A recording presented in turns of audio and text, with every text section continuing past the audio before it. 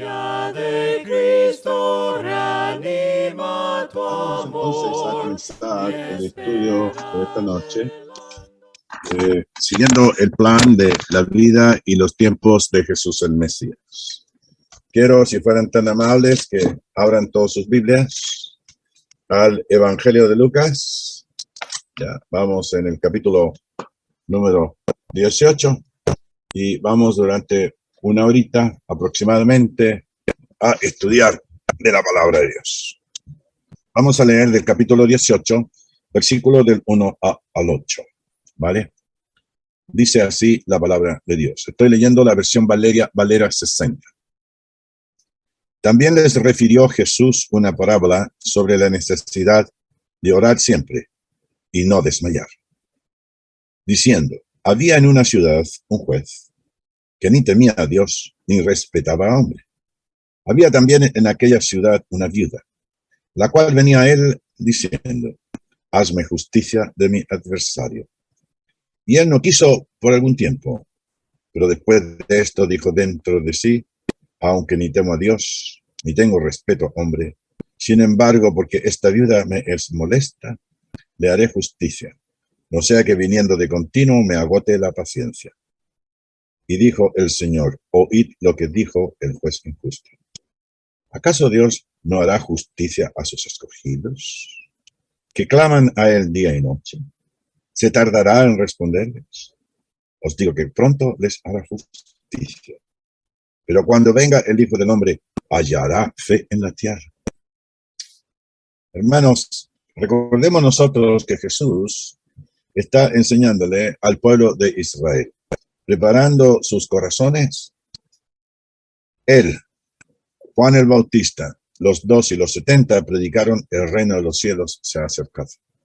Jesús dijo que viene un nuevo pacto, que viene el reino de Dios, que viene la manifestación gloriosa de Dios en Cristo, y que Él es el Mesías, el Salvador del mundo. Jesús se identifica con varias cosas. Por ejemplo, dice, yo soy la puerta, yo soy el pastor de las ovejas, yo soy el agua viva, yo soy la luz verdadera, y mucho más, para darles a entender a ellos que Él era el mensajero que Dios había escogido. Antes que entremos en el contexto de lo que acabamos de leer, tenemos que, en primer lugar, dice que les refirió Jesús una parábola. Y sobre la necesidad de orar siempre y no desmayar. Orar siempre y no desmayar. Esa es la parábola. No nos compliquemos con quién era este rey, por qué era malo, por qué le hizo justicia y que se etcétera. Miren, si los malos hacen eso, bueno, ¿cómo lo va a hacer el Señor? ¿Acaso el contraste, verdad, entre los que juzgan en la tierra y el que juzga en los cielos? El que busca el reino de los cielos, ¿no es cierto?, y la voluntad de Dios, y los que buscan las cosas de este mundo. Ahora, yo quiero decir aquí que la parábola tiene que ver con orar siempre y no desmayar. Eso es la enseñanza.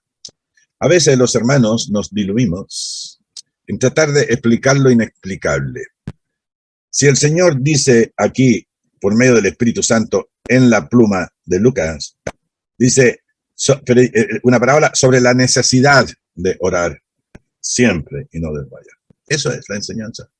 Y eso es lo que vamos a ver. Yo quiero poner aquí varios ejemplos. Antes vamos a definir qué es la palabra orar. Orar, según el diccionario del uso de la lengua española, María Pineda, dice, es pedir, rogar, suplicar. Pedir es algo suave. Rogar es un poquito más fuerte y suplicar es más intenso. No es que signifiquen distintas palabras, sino que miden la gradualidad de nuestra oración. Orar significa expresar lo que hay en nuestro corazón, en nuestra mente, en nuestra conciencia espiritual. Si ustedes hacen su propio examen de cómo oran a Dios, yo hago el mío, y seguramente lo primero que vamos a decir, vamos a dar gracias al Señor por el día, vamos a dar gracias al Señor por Jesucristo, vamos a dar gracias al Señor por el perdón de nuestros pecados. Y luego vamos a pedir que perdone nuestras faltas para que podamos ser mejores hijos suyos. Y luego empezamos a orar por personas, por necesidades que la gente tiene.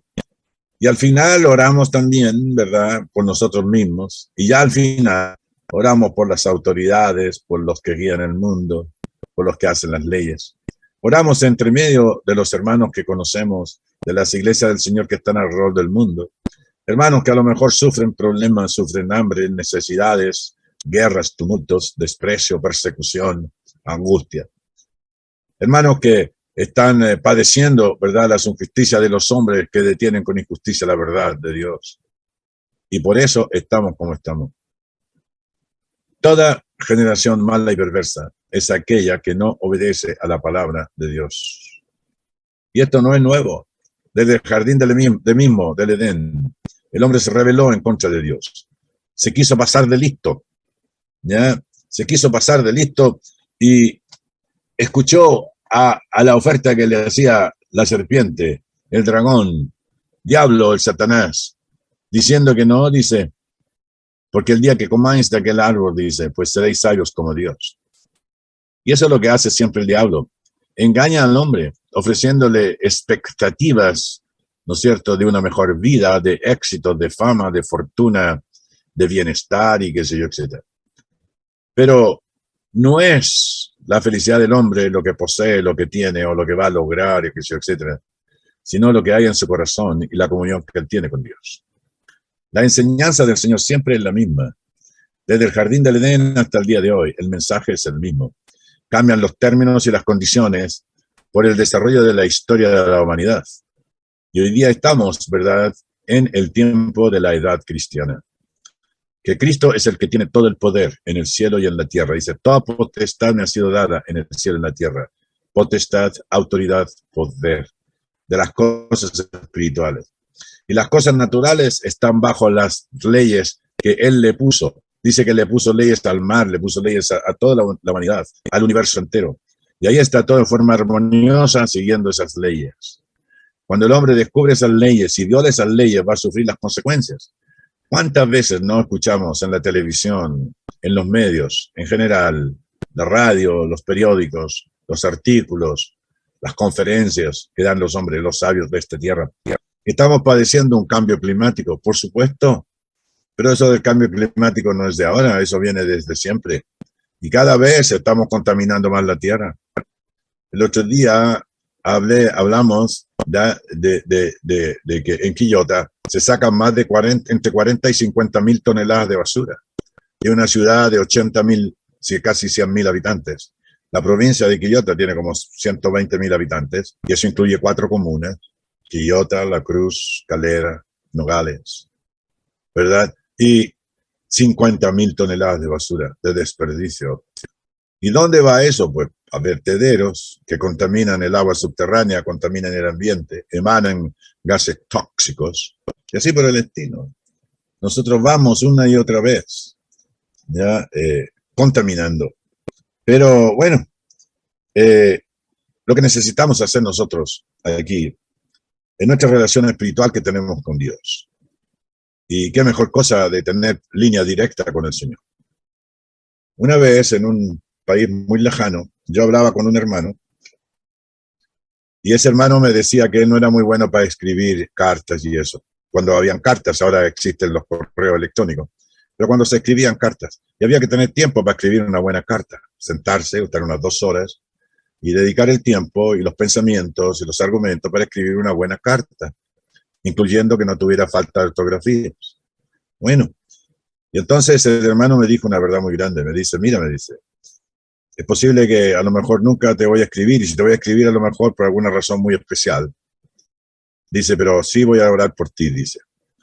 Pero mientras yo estoy orando, va a llegar la señal al altar de Dios, y de ahí te va a llegar la oración mía directa a ti. Y así es. Es como si tuviéramos un satélite, como si tuviéramos una línea exclusiva, como si tuviéramos, ¿verdad?, oración satelital. Y eso es lo que es la oración, es una comunicación directa con Dios. Dice la palabra de Dios, cuidado qué es lo que hacéis con alguno de estos pequeñitos, porque sus ángeles están todos los días en la presencia de Dios. El Señor tiene cuidado de nosotros. El Señor dice de que no nos preocupemos. A veces vamos a extremos, ¿verdad? Y perdemos de foco el verdadero significado, el verdadero sentido que tiene la palabra de Dios.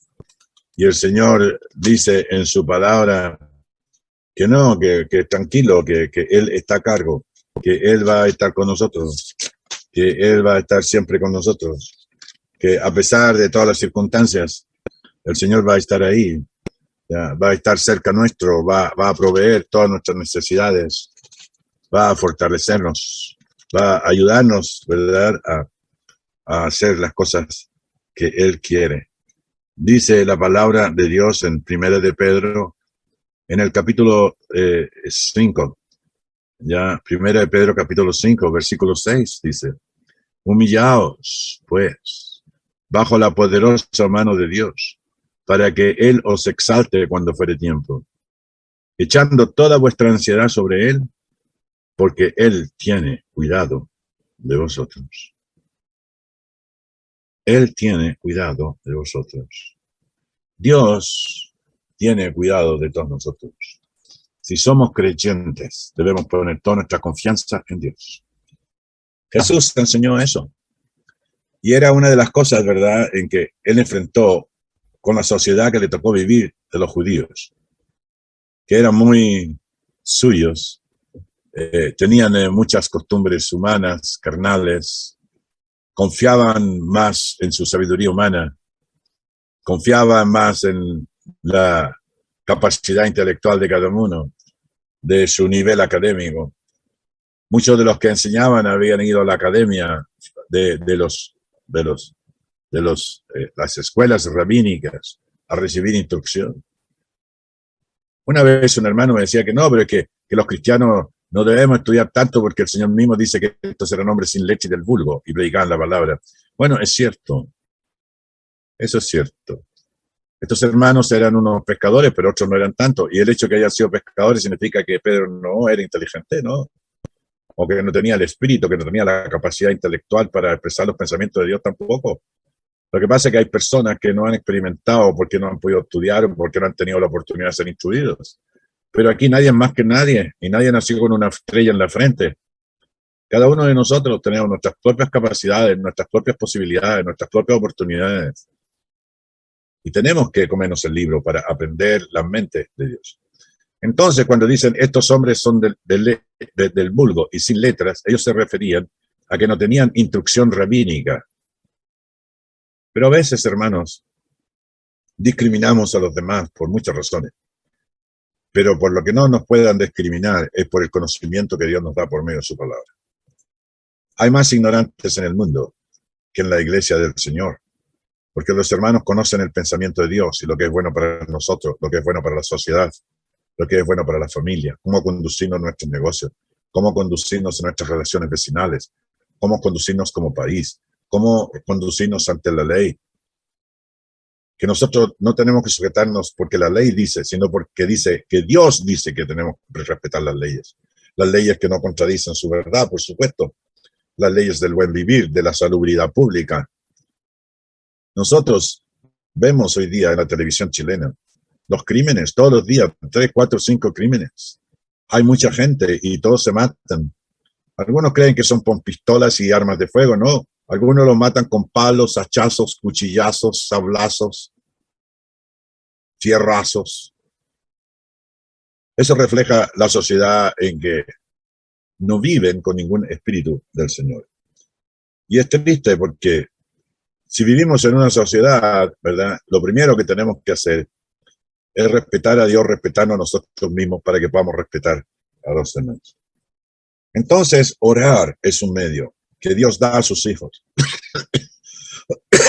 Perdón, a los hijos de Dios, para que nos podamos comunicar con Él. Orar es pedir una cosa suave, rogar un poquito más fuerte y suplicar más intensamente. Dice, orar siempre y no desmayar. Quiero que abran sus Biblias, por favor, si fueran tan amables, al capítulo 1 de Lucas. Capítulo 1 de Lucas. Ustedes saben que yo tengo una gran admiración.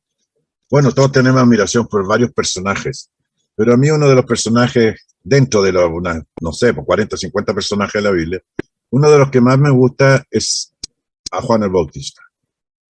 Cuando él comienza su ministerio, su padre y su mamá seguramente habían muerto. No tenía propiedades, comía austeramente. No tenía hermanos, no tenía sobrinos. Pareciera que no tenía ni siquiera parientes cercanos. Pero dice que vino palabra de Dios a Juan en el desierto.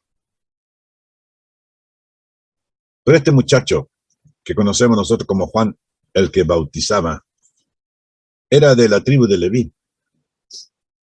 Su padre y su madre pertenecían a la tribu de Leví. Dice la palabra que había en los días de Herodes, rey de Judea, un sacerdote llamado Zacarías. Estoy leyendo Lucas 1:5. Y dice, de la clase de Abías. Y su mujer era de las hijas de Aarón. Y se llamaba Elizabeth. O sea, en otras palabras, si tenía credenciales, las tenía legítimas, auténticas. Y de buena familia, de la familia de los sacerdotes. Y dice varias cosas aquí que son realmente interesantes de estos dos personajes, de Zacarías y Elizabeth, que era un matrimonio. Dice, ambos eran justos delante de Dios. Y andaban irreprensibles en todos los mandamientos y ordenanzas del Señor. Y el Señor los escoge, como escogió a María, a José, y como escogió a Abraham y Sara, y así como escogió a muchas personas. Pero no tenían hijos, porque Elizabeth era estéril, y ambos eran ya de edad avanzada. El hombre empezaba su oficio a los 30 años, el sacerdocio levítico. De manera que si estuvieron ya de edad avanzada, habían estado casados 30, 40 años, y no tenían hijos. No tenían hijos. Aconteció que ejerciendo Zacarías el sacerdocio delante de Dios según el orden de su clase, porque eso se sorteaba, no era que estaba todo el tiempo ahí, conforme a la costumbre del sacerdocio, había un sistema, ¿verdad?, de orden, de oficio, de manera, le tocó en suerte ofrecer el incienso, que era un gran privilegio, a lo mejor te tocaba una vez al año, cada 3 años te tocaba, entrando en el santuario del Señor. O sea, en el lugar santo, no en el lugar santísimo, para encender el fuego del altar con que se encendía el incienso. Acuérdense la experiencia de Nadab y Abiud, que tomaron fuego que no era conforme a la voluntad de Dios y el Señor los mató ahí mismo. Y toda la multitud del pueblo estaba afuera orando a la hora del incienso, ya a media tarde. Y dice que se le apareció un ángel del Señor. Más tarde vamos a ver nosotros que ese ángel se llamaba Gabriel, el mismo ángel que le apareció a María, el mismo ángel que le apareció a Daniel. Y dice que puesto en pie a la derecha del altar del incienso. Y se turbó Zacarías al verle y le sobrequisió temor, o sea, reverencia. A ver, ¿qué es lo que pasa aquí, verdad? Pero el ángel le dijo, Zacarías, no temas, no te dé miedo, porque tu oración ha sido oída. ¿Pueden ustedes imaginarse todas las expectativas que ellos tenían como un matrimonio feliz? Después de estar casado casi 40 años sin hijos. La mujer ya estéril y además encima sin la costumbre de las mujeres, menopáusica. Y el hombre también ya mayor y qué sé yo, etcétera y todo lo demás. Y que venga un ángel y les va a decir que van a tener un hijo. Porque tu oración ha sido oída. Y tu mujer Elizabeth te dará a luz un hijo y llamará su nombre Juan. Fíjense que hay varias mujeres que están unidas por las mismas circunstancias, Sarai, Elizabeth y María, el mismo ángel, y los 3 milagros, pero los 2 primeros, el de Abraham y el de Juan el Bautista, por medio de leyes naturales. El de Cristo diferente, por la ley divina. Pues no conozco varón, dijo María. Sí, exactamente. Pero no te preocupes, porque el Espíritu del Señor vendrá y te cubrirá con su sombra, porque el santo ser que nacerá será llamado el Hijo de Dios. Ahí está la diferencia.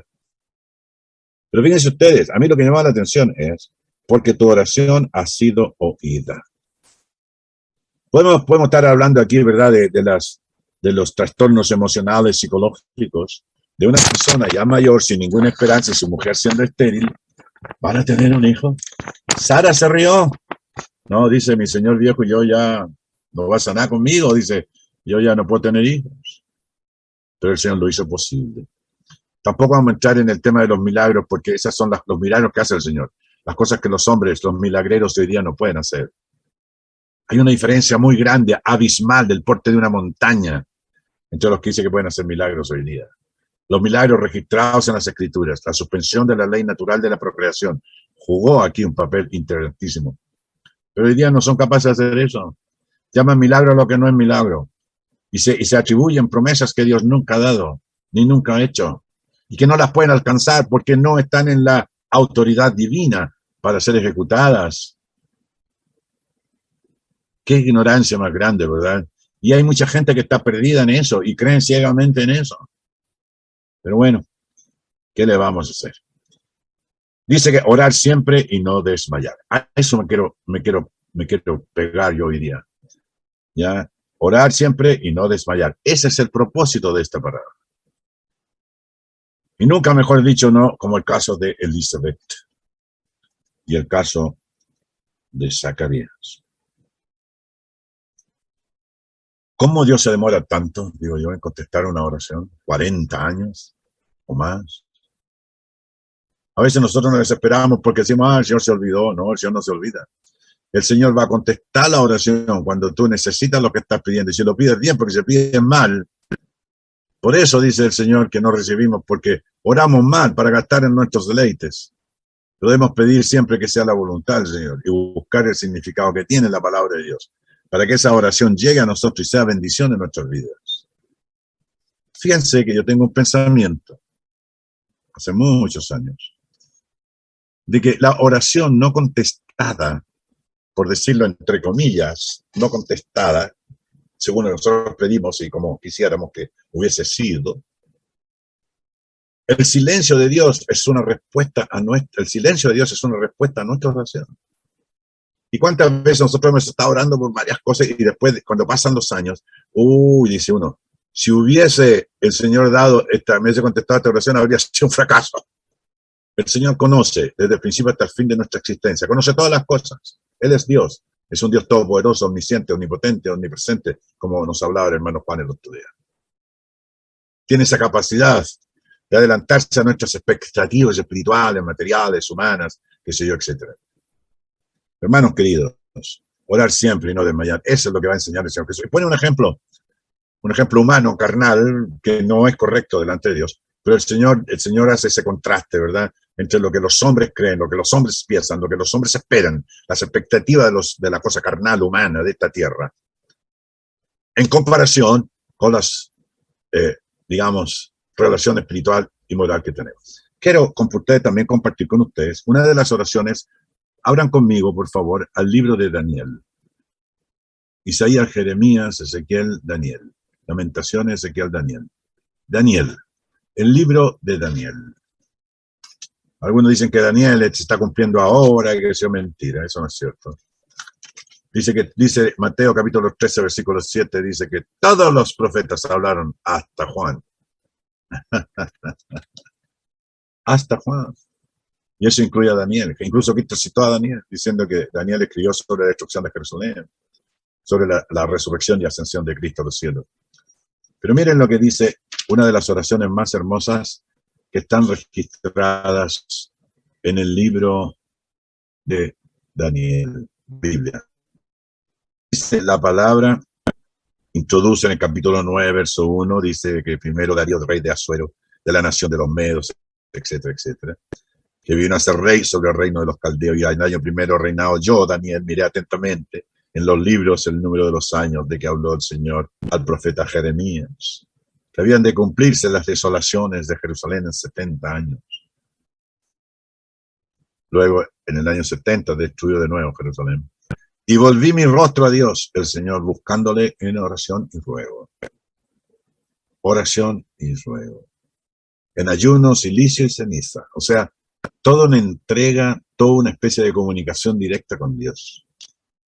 Y oré al Señor mi Dios, e hice confesión diciendo, ahora, Señor, Dios grande, digno de ser temido, que guardas el pacto de misericordia con los que te aman y guardan tus mandamientos. Y empieza a incluirse él como un pecador, no siéndolo quizás en la categoría y clase que eran los otros, que estaban apartados, que no confiaban en Dios, que confiaban en los hombres, los arreglos políticos, diplomáticos.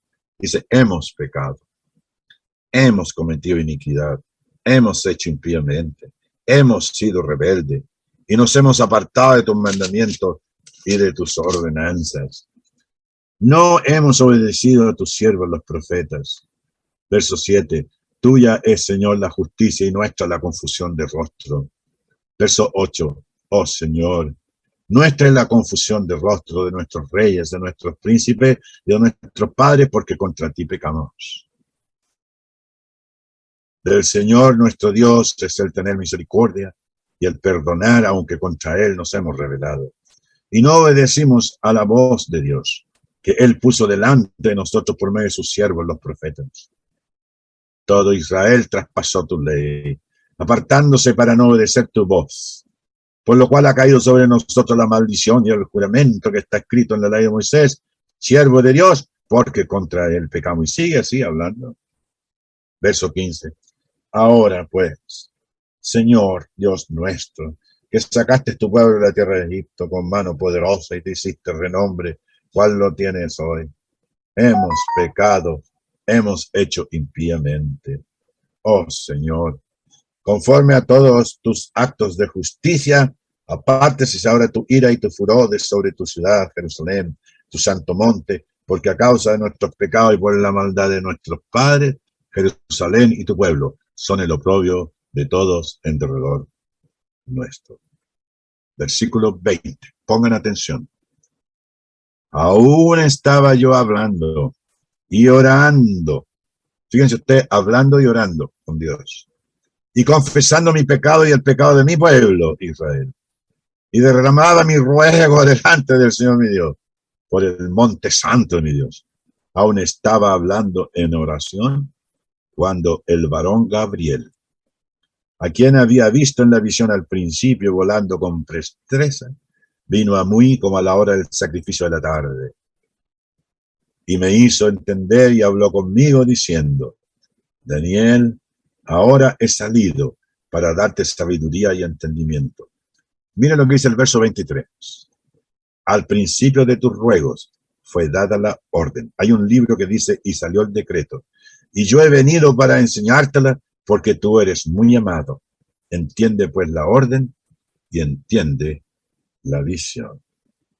Sabes pues y entiende que desde la salida de la orden para restaurar y edificar Jerusalén hasta el Mesías príncipe, habrá 7 semanas.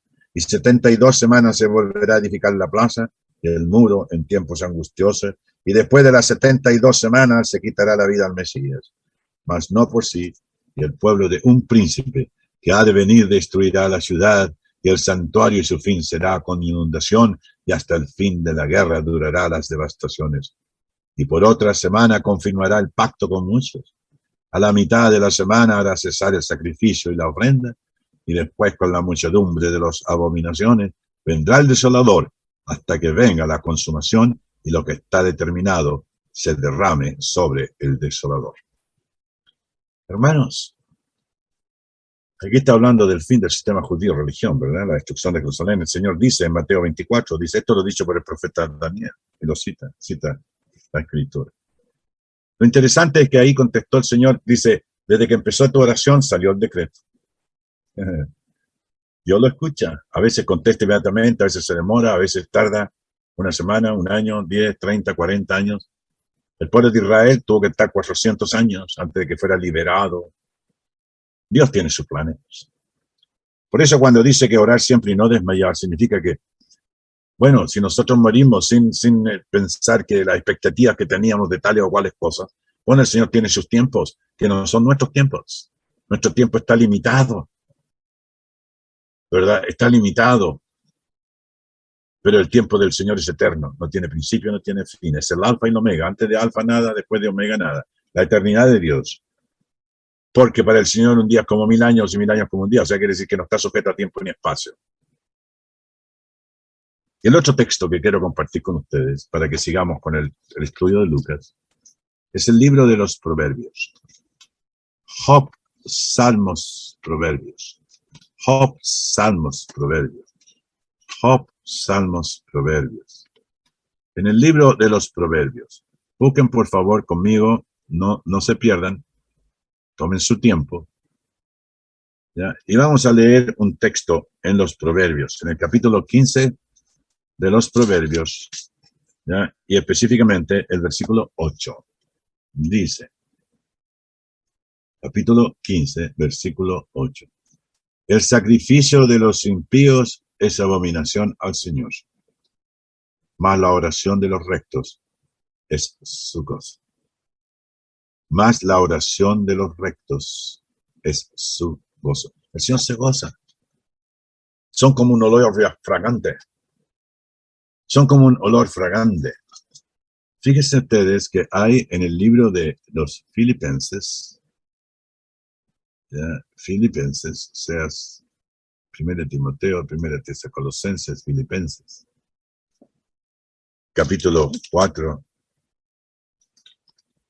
Capítulo 4. Vamos a ver, aquí tengo una nota yo que quiero leerla con ustedes. Váyanse por favor a Filipenses, si fueran tan amables. 4 del 1 al 7. 4 del 1 al 7.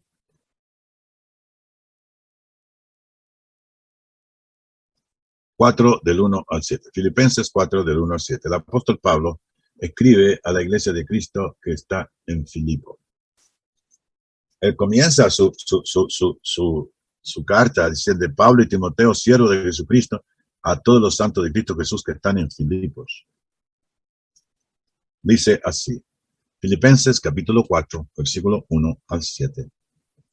Así que, hermanos míos, amados y deseados, gozo y corona mía, estad así firmes en el Señor, amados.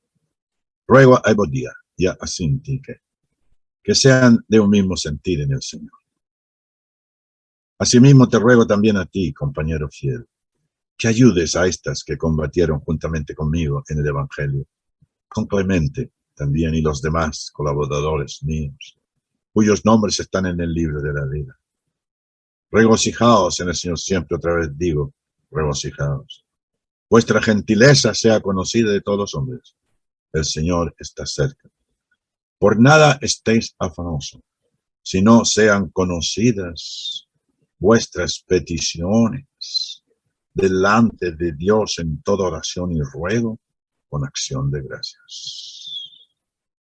La paz de Dios sea que sobrepasa todo entendimiento, guardará vuestros corazones y vuestros pensamientos en Cristo Jesús. Si no sean conocidas vuestras peticiones delante de Dios, en toda oración y ruego con acción de gracias.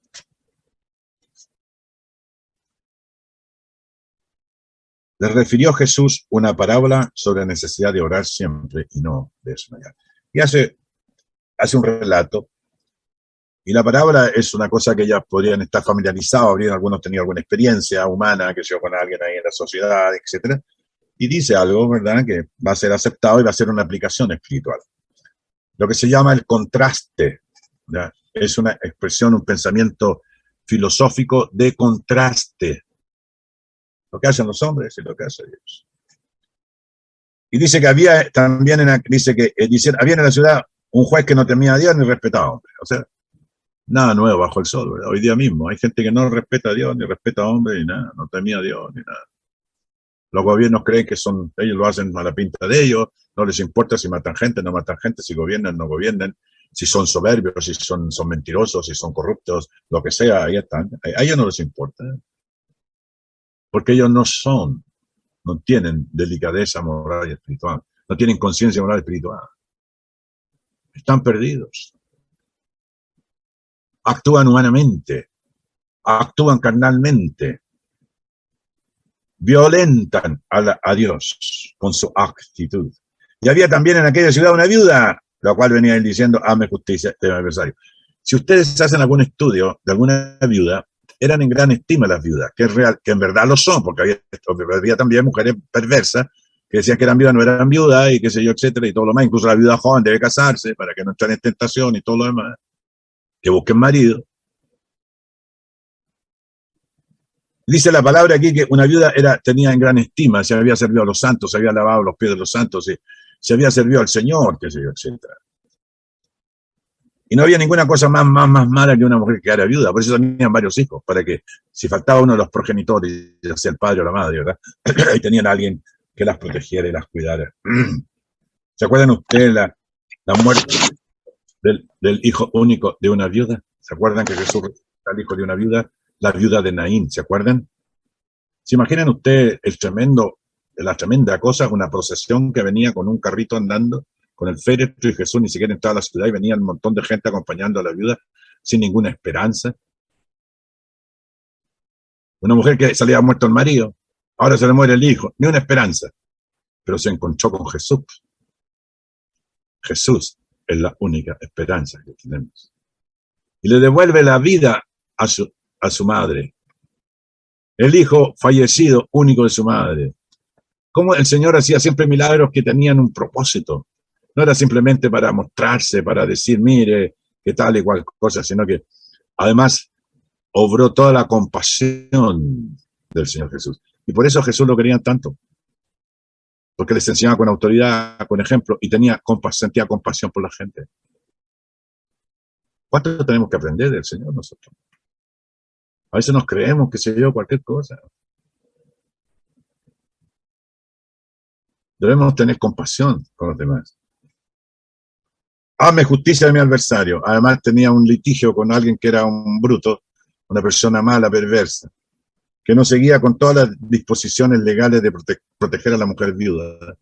Cuando la gente habla de la mujer, que Dios, que no, que aquí, que allá, que la mujer igual que el hombre, la mujer en la Biblia es tratada pero como un relojito fino, como un vaso de cristal, protegida siempre. Si alguien la divorciaba, tenía que darle el sustento, tenía que darle la casa, quedarse con el auto, que sea todo lo demás, y sostenerla por todo el tiempo y todo lo demás. O sea, hermanos queridos, la mujer en la Biblia, cuando usted la estudia con el Espíritu Santo de Dios, está súper protegida, súper. Y las mujeres que se quieren liberar también se quieren liberar de la obligación que tienen al Señor. Si el marido es un hijo de Dios y la respeta y la quiere y la ama, va a responder a esa expectativa y ella se va a sentir halagada por eso y se va a sentir también sometida a su marido, pero no en los términos humanos, carnales, perversos, humanos, sino bajo la sombra del Omnipotente. Y él no quiso por algún tiempo, pero después de esto dijo dentro de sí, aunque ni temo a Dios, ni tengo respeto a hombre, ¿saben qué más? Ya, esta ayuda me molesta, le haré justicia, no sea que viniendo de conmigo me agote la paciencia. Esa es la actitud que tiene la gente. Esa es la actitud que de repente se resuelven las cosas. Hay litigios, mire, le ofrecen tantos millones. Hay estos otros, le ofrecen estos otros. Me acuerdo de esto cuando hubo en el Alto Biobío iban a hacer una represa y se hizo al final. Y habían dos familias ahí que habían estado ahí mucho tiempo. Pero que la represa iba a ¿cómo se llama? A inundar sus aguas. Se iban a inundar las aguas.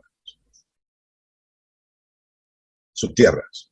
Y les pedían que se fueran, que le iban a indemnizar. Y ellos dijeron, no, de aquí nos van a sacar muertos. Y eran 2 hermanos. Nos van a sacar muertos. Pero hay una cosa en el mundo. Cuando el dinero habla, todos callan.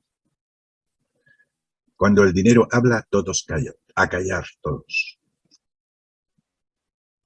Cuando el dinero habla, todos callan. Y don Dinero tiene mucho poder. Le dieron 1.200 millones a cada una y salieron corriendo. Hermanos queridos, la justicia de los hombres es para esta tierra, sin esperanza, sin vueltas, sin promesas, sin nada, sin alcanzar la gloria ni nada. Satisface al hombre animal, no al ser espiritual que es nosotros. Pero al contrario de la justicia de Dios y de la oración de Dios, viene en bendición a los hijos suyos. Y le dijo el Señor, oíd lo que dijo el juez injusto. Oí lo que dijo el juez injusto, ya, tranquilo. Él no está probando lo que hace el juez, ni está poniendo un ejemplo como tiene que ser. No, no es así. Entonces hace 3 preguntas de retórica. La interrogación es una figura literaria que se llama interrogación. Es un tropo literario, como la sinécdoque, la hipérbole, la prasopopeya, la parábola, la metáfora, ¿verdad? La interrogación es algo que se pregunta, pero que es tan obvia la respuesta que no necesita respuesta. La respuesta está en sí mismo. ¿Y acaso Dios no hará justicia a sus escogidos que claman a él día y noche? Es una pregunta retórica. No, pues, no necesita respuesta. ¿Acaso Dios no hará justicia a sus escogidos que claman a él día y noche? ¿Se tardará en responderles? Otra pregunta retórica. No, pues. Orad siempre y no desmayar.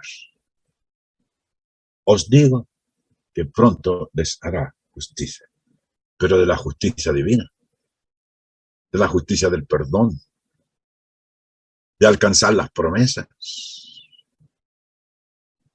y de recibir paz interior. Y entonces Jesús dice, pero cuando venga el Hijo del Hombre, cuando venga el Hijo del Hombre, que está aquí ahora, presente con ustedes, ¿hallará fe en la tierra? Vendrá la gente, oirá, creerá, aceptará, confiará, que es lo que significa la palabra fe.